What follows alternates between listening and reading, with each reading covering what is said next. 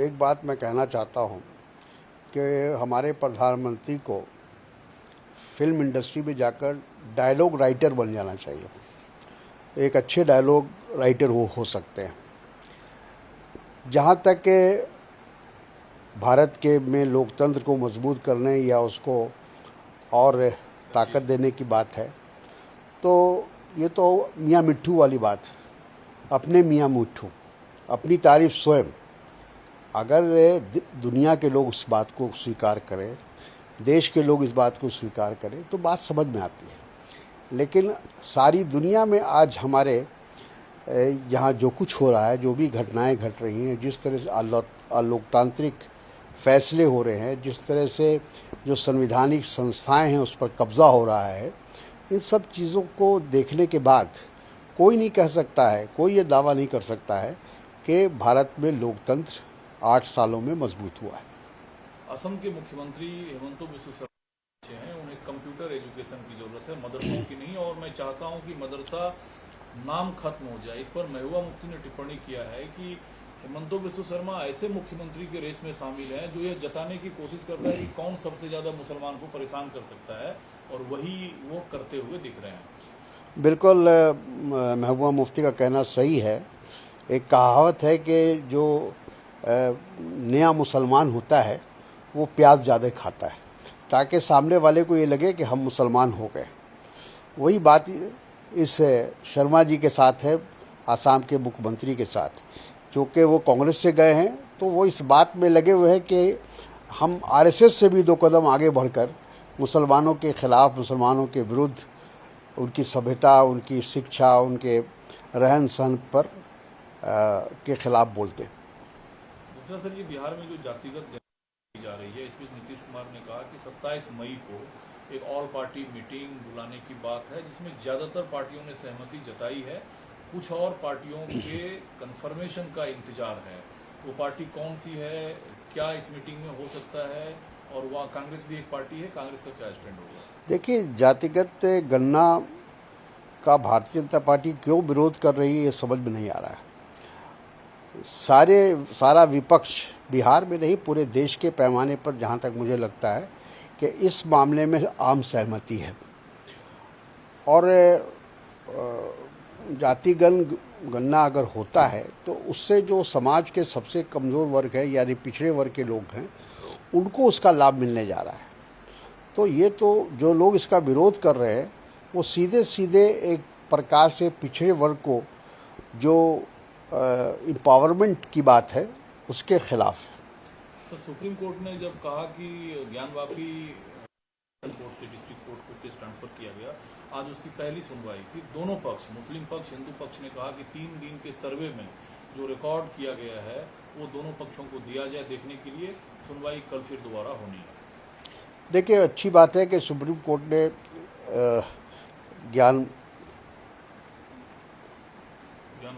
ज्ञानवापी मस्जिद को लेकर जो मुद्दा उनके सामने रखा गया, और उन्होंने इस बात को महसूस किया कि इसको देखने के लिए और इसके मामले की पूरी छानबीन के लिए एक अनुभवी जज को रखा जाए और वो तमाम मामलों को देखे। तो इसीलिए सेशन जज से वो डिस्ट्रिक्ट जज को दिया गया है। और मैं समझता हूँ कि चूँकि इस पर सुप्रीम कोर्ट की पूरी निगरानी है, तो लोग इस बात की अपेक्षा कर रहे हैं कि उनको जो सही है वही पक्ष लिया जाएगा कोर्ट की तरफ से और लोगों को इंसाफ मिलेगा। सर, सरकार ने जब ये फैसला लिया कि 200 रुपये गैस सिलेंडर पर छूट दी जाएगी, उसे पर ममता बनर्जी ने तीखी हमला की है कि उज्ज्वला योजना में बहुत लिमिट लोग ग्राहक बने हैं। ऐसे लोगों को सिर्फ 200 रुपये का छूट देना बहुत बड़ी छूट नहीं है। 800 रुपये उज्ज्वला योजना के तहत जो गरीब लोग कनेक्शन लिए थे उसके लिए भी बड़ी रकम, और बाकी लोगों को तो कोई फायदा दिया ही नहीं गया। कांग्रेस पार्टी क्या इत्तेफाक रखती है इसमें? बिल्कुल, देखिए, सबको सब्सिडी मिलना चाहिए था। 410 रुपये से उसकी कीमत लगभग 1000 हो गई, और आज लोगों की आमदनी में कोई फ़र्क नहीं आया। आमदनी वही की वही है, बल्कि कम कही है। महंगाई की वजह से महंगाई का जो बोझ है वो लोगों को सहना पड़ रहा है। तो ये सुविधा तो सभी लोगों को देना चाहिए था, निम्न वर्ग को, मिडिल क्लास को, सबको सब्सिडी मिलनी चाहिए थी। और उज्ज्वला जो योजना है वो तो लगभग विफल हो गई है, फेल हो गई है। एक बार जिन लोगों ने सिलेंडर लिया, दूसरी बार वो नहीं ले पाए, क्योंकि इतनी कीमत हो गई है कि वो कहते हैं कि हमारे बस का नहीं है। तो इसलिए मैं समझता हूँ कि भारत सरकार को, प्रधानमंत्री जी को इस पूरे मामले को दोबारा देखना चाहिए और सिलेंडर की कीमत जो 2014 में थी उस पर वहाँ लाने की कोशिश करनी चाहिए। सर, राहुल गांधी ने जो कुछ लंदन में देश के बारे में, सर मुख्तार अब्बास नकवी साहब का कहना है कि राहुल गांधी पार्टी को वेंटिलेटर पर पहुंचा चुके हैं, चूंकि वो भाजपा या प्रधानमंत्री के विरोध करते करते इतने ज़्यादा धारा प्रवाह हो जाते हैं कि वो देश के खिलाफ बोलते हैं, देश के विरुद्ध हो जाते हैं। शायद मुख्तार साहब को इस बात की जानकारी नहीं है कि वहाँ वो भाषण नहीं दे रहे थे, वहाँ एक इंटरव्यू में जो सवाल उनसे किए जा रहे थे उनका जवाब दे रहे थे। अगर कोई सवाल ये कर रहा था तो उसको ये कह के नहीं टाला जा सकता था कि नहीं, मैं इस पर कोई जवाब नहीं दूंगा, जिस तरह हमारे प्रधानमंत्री या भारत सरकार करती है। पार्लियामेंट के अंदर भी बहुत से सवालों का जवाब सरकार नहीं देना चाहती, कहती ये जो है देश हित में नहीं है। जब कोई भी आदमी इंटरव्यू लेगा तो हर तरह के सवाल करेगा, और आप एक देश के नेता होने की हैसियत से, विपक्ष के नेता होने के से ये लोग अपेक्षा करें कि आप पे हर इशू पर उसका जवाब देंगे। प्रधानमंत्री हमारे सवालों से भागते हैं, लेकिन राहुल गांधी सवालों से नहीं भागते हैं।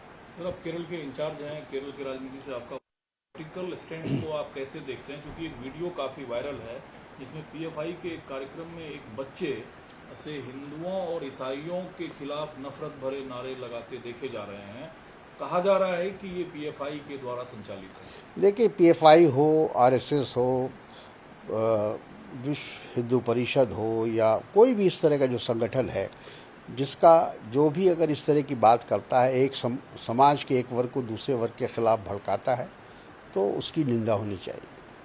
केरल में सर एक सवाल यह है कि बीजेपी का आरोप है मुख्यमंत्री आतंकवादियों की मदद कर रहे हैं, ताकि वो सुनिश्चित कर रहे हैं कि 20% वोट जो उपचुनाव होना है जहां, वो वोट सीधे उन्हें ट्रांसफर हो जाएगा। क्या इस आरोप से आप इत्तेफाक रखते हैं कि वो आतंकवादी सोच रखने वाले लोगों तक की मदद कर रहे हैं सिर्फ वोट बैंक के लिए?